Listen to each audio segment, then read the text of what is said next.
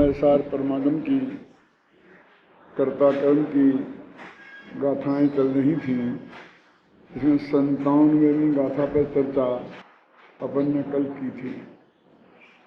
अब ये पिछली जो 11 गाथाएं हैं 86 से लेके 97 तक, उन गाथाओं के रूपी मंदिर के ऊपर 6 कलश चढ़ाते, उसी विषय को कलशों के माध्यम से अत्यंत सरल भाषा में वो व्यक्त कर देते। अज्ञानी आत्मा रागादि भावों का कर्ता कहा जाता है, वो कैसा है ये इस छंद में उदाहरण दे करके उन्होंने कहा है। छंद अपन पढ़ते हैं, छंद है 57 57, कलश 57। अज्ञानतस्तु सत्रण व्यवहारकारी ज्ञानम स्वयं किल भवन्नपि रज्यते यः पीत्वा ददिक्षु मदरां विलसाति गृध्या गां दोग्धिदोग्धमेनूनमसौरसालम्।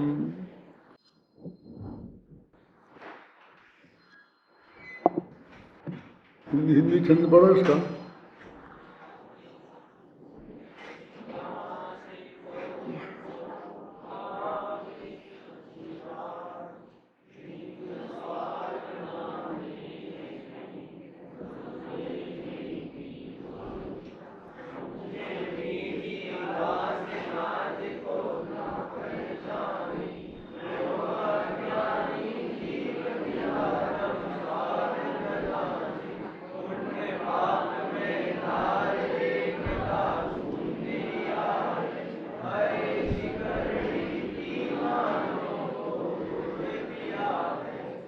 दो उदाहरण दिए उन्होंने।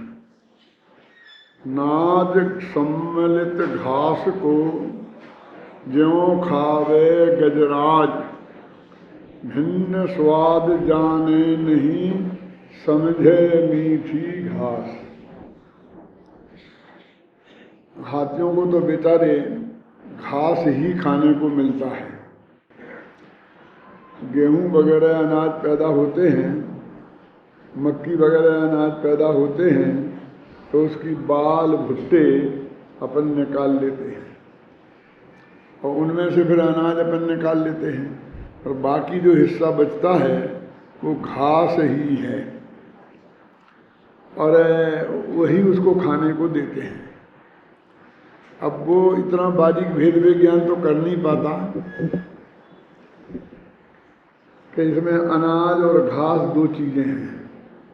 उसे तो इतना लंबा पेड़ ही दिखता है, पौधा ही दिखता है, ख्याल में ना। अब कभी उसको भाग्य से वही घास खेत में खड़ी खाने को मिल जाए, है ना, तो वो सोचता है कि आज की ये घास बहुत मीठी है, जबकि जो मिठास उसको आ रही थी और पुरानी घास से इस घास में जो अंतर दिखाई दे रहा था वो तो अनाज का था, लेकिन वो तो घास को ही समझता है। भले ये घास और अनाज ऐसी वो भाषा ना समझता हो तो उसे वो मीठी घास नाम दे देता है। हाथी जैसा अज्ञानी जानवर ऐसा करता होगा क्योंकि सब समझदार लोग तो ऐसा करते नहीं हैं। देखो, आप भी कहते हो ना फीकी चाय और मीठी चाय, आप भी कहाँ कर पाते हैं कि मिठास जो है इसमें वो चीनी की है, घास की, चाय की नहीं है। आपने ही उसके दो वैसे ही हाथी जैसे ही भेद किए ना कि आज की चाय तो बहुत मीठी है, कल तो बहुत फीकी थी।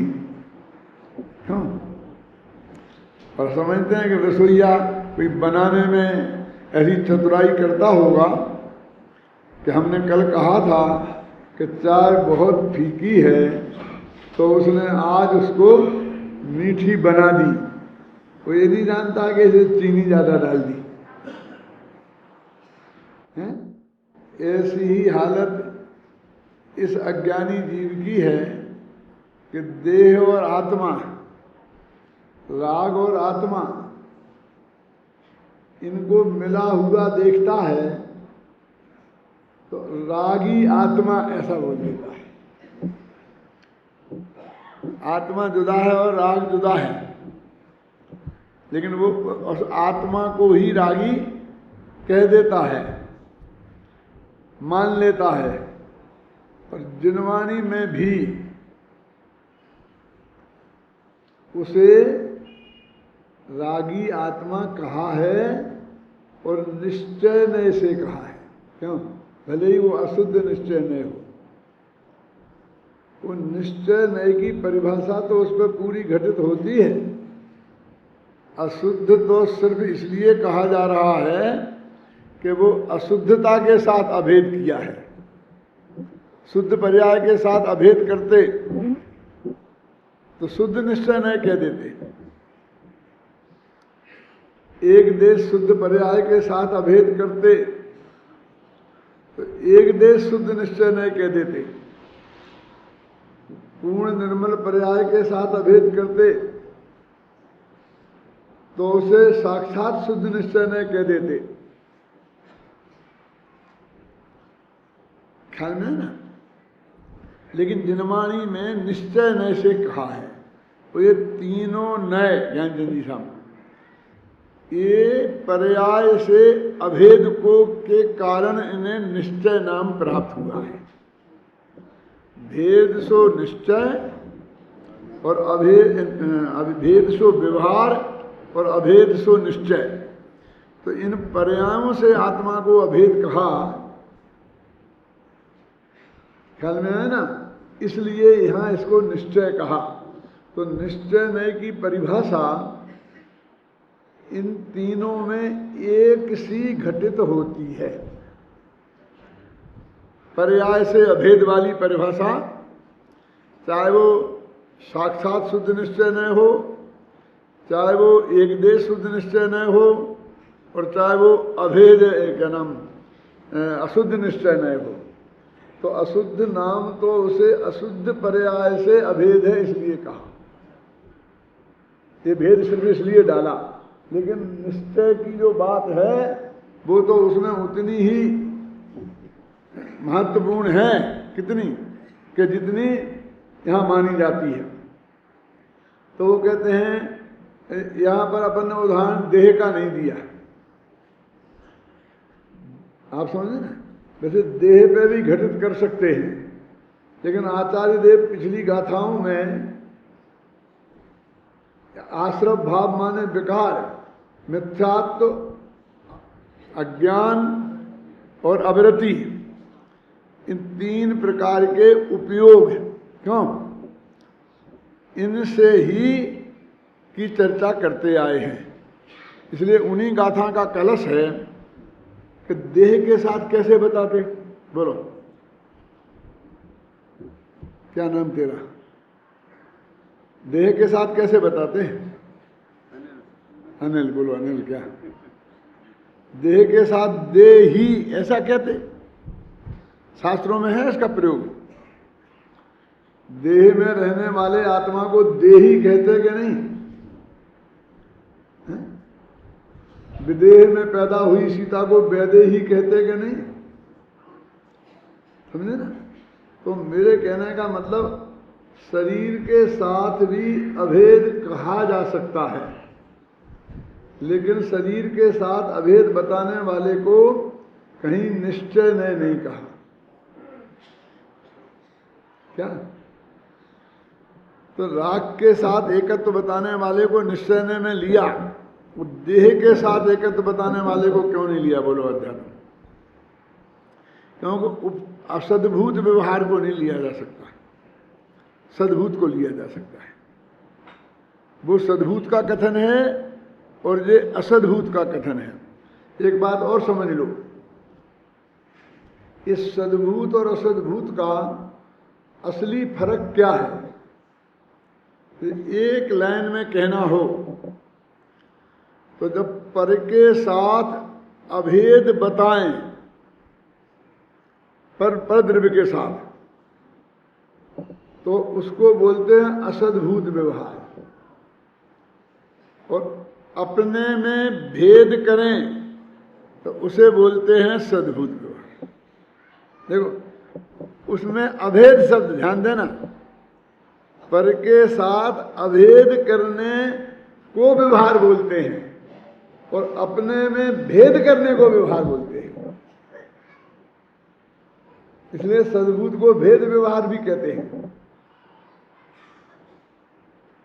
और सद्भूत के दो भेद भी किए जाते हैं, शुद्ध सद्भूत और अशुद्ध सद्भूत।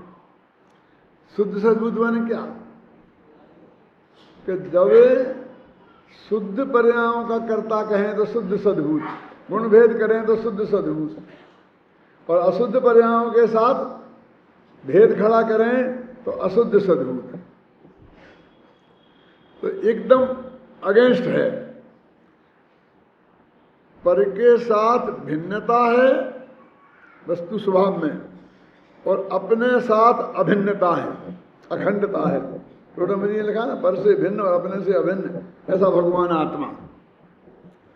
तो ये इनको खंडित, पर से भिन्न और अपने से अभिन्न, अनंत गुणों में अभेद, अपनी निर्मल पर्यायों से अभेद, ऐसे आत्मा की जब बात करते हैं, ख्याल में आई ना, तो पर से भेद दिखाना ये भेद विज्ञान है।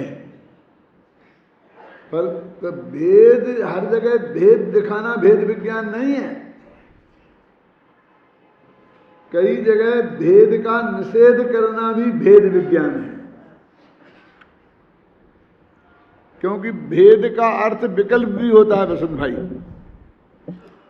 ये जो है ना 47 नए, उनमें जो विकल्प नए और अविकल्प नए हैं, उनके दूसरे नाम भेद नए और अभेद नए भी हो सकते हैं। वो लिखा है मैंने, उसमें नए चक्र में आता ना 47 नयों में। भेद माने विकल्प भी होता है, भेद माने विशेष भी होता है, भेद माने पर्याय भी होता है। भेद के बहुत अर्थ होते हैं, विशेष के बहुत अर्थ होते हैं। तो कहाँ क्या अर्थ लेना? तो नाज सम्मिलित घास को, तो इनके उदाहरण तो दो द्रव्यों का दिया है, अनाज और घास। क्यों? और यहाँ आप रागादिक को क्यों जोड़ रहे हैं इसके बीच में? तो पर द्रव्य को जोड़ो। कहते भैया ऐसा नहीं है, वो अनाज उसी घास में पैदा हुआ है, वो उस घास का ही अंग है। घास का उसे घास क्यों कहते हो? पौधा का। पेड़ और पौधे में क्या फर्क होता है जानता है? पता? पेड़ और पौधे में क्या फर्क होता है? देखो भाई, जानते तो आप सब हैं, मैं भी जानता हूं, लेकिन उसे परिभाषा देना, उसे भाषा में व्यक्त करना, जो छोटा हो वो पेड़ और जो बड़ा हो वो, छोटा हो वो पौधा और बड़ा हो वो पेड़, ये बात सही नहीं है। पेड़ भी छोटा हो सकता है और कभी पेड़ से बड़ा पौधा हो सकता है। तो क्या है बोलो देवेंद्र जी? जो एक बार फल दे और मर जाए, सूख जाए, वो पौधा, और जो बार बार फल दे वो पेड़। परिभाषा समझ में आई क्या मीना? एक बार फल दे वो पौधा और जो बार बार फल दे वो पेड़। तो छोटे बड़े से कोई लेना देना नहीं है, समझे ना? जितने भी अनाज पैदा होते हैं, जितने भी फल पैदा होते हैं, फल माने फल नहीं कहना चाहिए, अभी इसमें भेद पड़ेगा, क्योंकि फल तो आम भी है जो बार बार फल देता है, पेड़ में भी लगते हैं, और लौकी भी है। जो बेल पौधा है और वृक्ष पेड़ है। आप समझे, वहाँ ऐसा लगाना पड़ेगा। आप समझे, वो परिभाषा तब घटित होगी ना ज्ञानचंद जी। क्या है? ये हमारे अनाज हैं, ये सब पौधों में लगते हैं, इसलिए घास पौधों की बनती है। तो वो अनाज और घास, अब इन दोनों का एक नाम हमें देना हो तो क्या नाम देंगे? पौधा। वो उसी का अंग है। और राग आत्मा में पैदा हुआ। राग माने मिथ्यात्व, अज्ञान और अवृत्ति, ये तीन की अपन ने 7 दिन में खूब रटाई करी है। वो भूल मत जाना, चाहे हम राग कहें, चाहे हम क्रोध कहें, चाहे हम अज्ञान कहें, चाहे हम मिथ्यात्व कहें, उसमें सब ले लेना, ख्याल में ना। लेकिन सब जगह नहीं, सिर्फ इस जगह ही। सुरेश को श्रीपाल सिर्फ नाटक की स्टेज पर, नाटक जब में बैठे हैं वो देख रहे हैं, तब तक ही कहा जा सकता है और माना भी जा सकता है व्यवहार से। लेकिन वो सुरेश आकर बाहर भी श्रीपाल बना रहे तो 2 चांटे पड़ेंगे। क्या है? ख्याल में आई ना? वो स्टेज से उतरते ही उसे सुरेश बनना पड़ेगा। ख्याल में आई ना? ऐसे ही उस मर्यादा के भीतर की ये बात है। तो घास सम्मिलित नाज को ज्यों खावे गजराज, मैंने भेद विज्ञान नहीं करता है। और भिन्न स्वाद जाने नहीं, समझे मीठी घास। अज्ञानियों की हालत तो ऐसी है कि वे तो मीठी चाय और फीकी चाय के भेद से भेद करते हैं, और ज्ञानी क्या करते हैं? वही चाय ज्ञानी भी पीते हैं। ध्यान से सुनना आप जरा। और भाषा भी वही बोलते हैं कि चाय बहुत मीठी हो गई, लेकिन वे उसी समय उनके श्रद्धा और ज्ञान की लब्धि, ज्ञान और अनुभूति, मतलब समझो चारित्र में, तीनों में ये बहुत अच्छी तरह मालूम है कि ये मिठास चाय की नहीं, चीनी की है। अब थोड़ी और बारीकी में इसमें जाएं।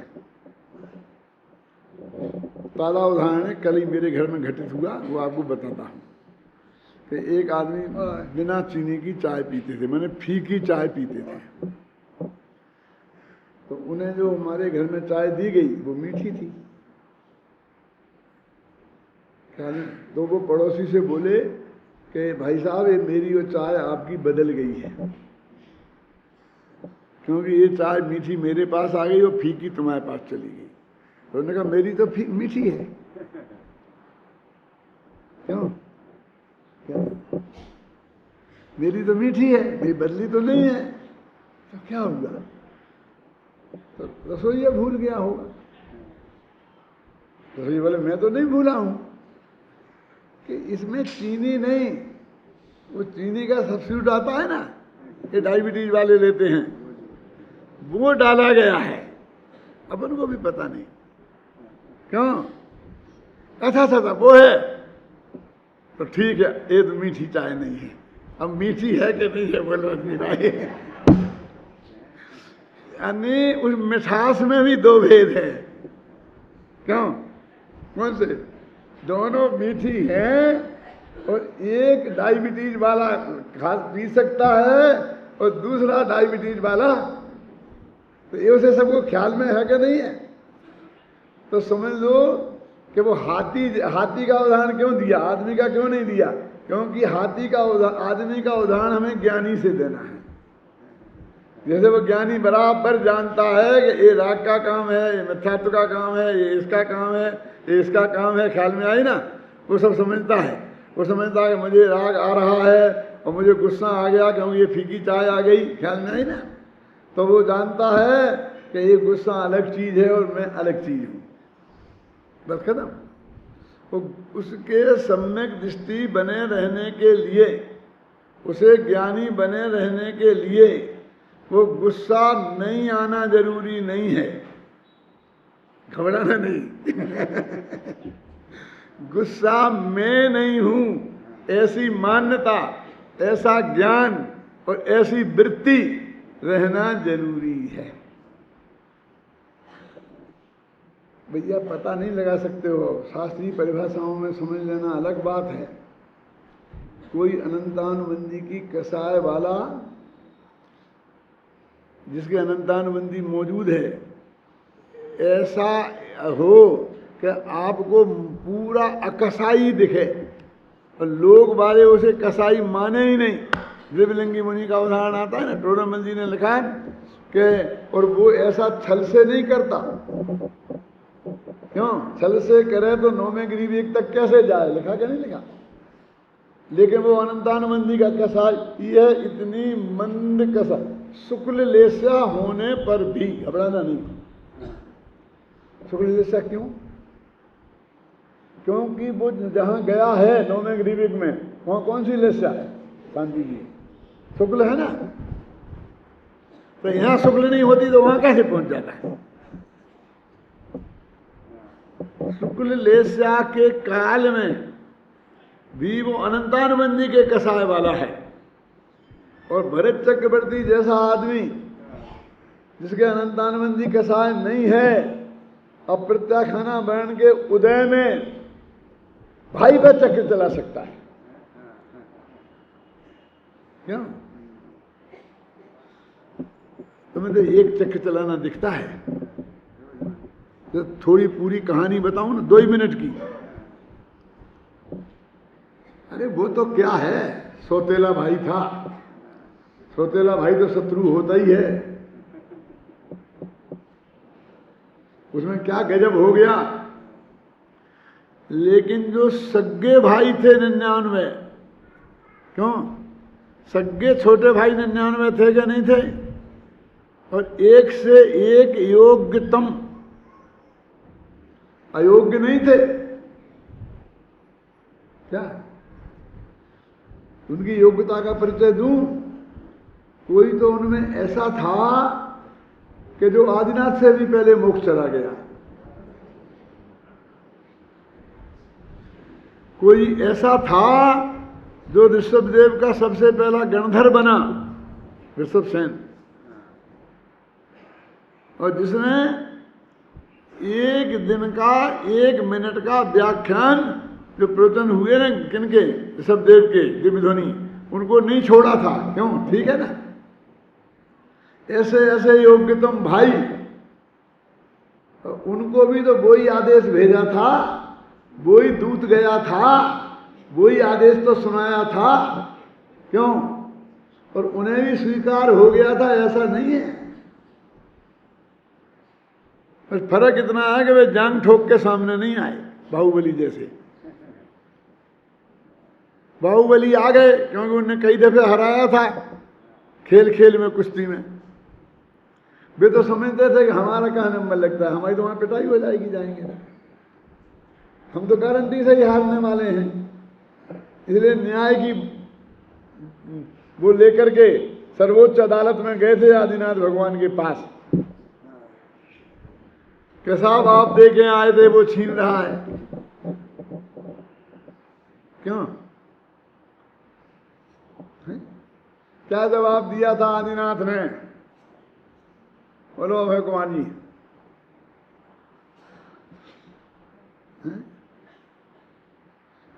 ऐसी बातों करने के लिए, ऐसे प्रश्नों का जवाब देने के लिए समझदारों के पास फुर्सत नहीं है। कोई जवाब नहीं, आता नहीं होगा। मेरे प्रश्न का उत्तर आता नहीं होगा। बोलो अनूप। इंद्र ने कहा कि भैया तुम चुपचाप चले जाओ, यदि तुम्हें घर में रहना है, राज करना है, तो चुपचाप उनकी अधीनता स्वीकार कर लो, ठाट से रहना, खाना ही नहीं। और नहीं है स्वीकार तो यहां आए हो ना, तो ऋषभदेव जवाब देंगे, ये बोलो कि हमें दीक्षा दे दो। क्यों? समझ गए ना? या तो दीक्षा ले लो या चुपचाप स्वीकार कर लो। हैं? बड़ी अदालत में भी सुनवाई नहीं हुई। क्या हुआ? हैं? उनके साथ भी वैसा ही व्यवहार किया था किसने? आप समझ में आए ना कि बाहर से आप क्या नाप करोगे भाई साहब कसाय का और अकसाय का? हैं?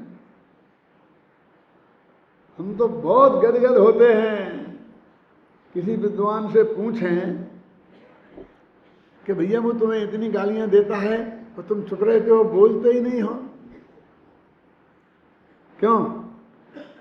कि भाई साहब क्या बात करते हो, वो हाथी हाथी नहीं जब वो चले और कुत्ते ना भौंके, और बे कुत्ते कुत्ते नहीं कि हाथी निकले और बे ना भौंके, और वो हाथी हाथी नहीं कि भौंकते हुए कुत्ते को देखकर पीछे को देखे। क्यों? क्या महान संत हैं, देखो तो कितना उच्च विचार है। अरे उच्च विचार हैं कि उसने उसे कुत्ता कह दिया और क्या हुआ? अब ये अच्छे हैं, ये विचार बढ़िया है, क्यों? बोलो, कुत्ता कह दिया, लेकिन कुत्ता कहने के लिए खुद को हाथी बनना पड़ा, ये भूल गया वो। जब किसी दूसरे पे उंगली उठाते हैं ना, तो एक उंगली दूसरे की तरफ उठाते हैं तो ये 3 उंगलियां अपनी तरफ उठती हैं। समझ में आया कि नहीं? ऐसा समझ में आया? देख रहा, एक तुम्हारी तरफ उठाई तो ये 3 मेरी तरफ उठी ना, 4 उठाने के लिए तो ऐसा करना पड़ेगा, तो आशीर्वाद हो जाएगा। एक ही है ना, कुत्ता कहना पड़ा, कुत्ता कहने के लिए हाथी बनना पड़ा, ये भूल गया। नहीं, हाथी तो बहुत महान होता है, होता तो त्रिंच ही है ना, तो तुम्हें पशु बनना तो स्वीकार हो ही गया। क्यों? आदमी से पशु तो बने ही गए हैं, दूसरे को कुत्ते नाम का पशु बनाया तो अपन हाथी नाम के पशु बन गए। तो कितनी कितनी सभ्य, ये सभ्यता का विकास ज्यादा हो गया ना। तो बहुत, एक कसाय भी अत्यंत सुसभ्य भाषा में निकलती है समझदारों की, और हम लेस्या को वास्तव में समझते हैं। लेस्या की तो परिभाषा ही ये है, कसाय से अनुरंजित प्रवृत्ति को लेस्या कहते हैं।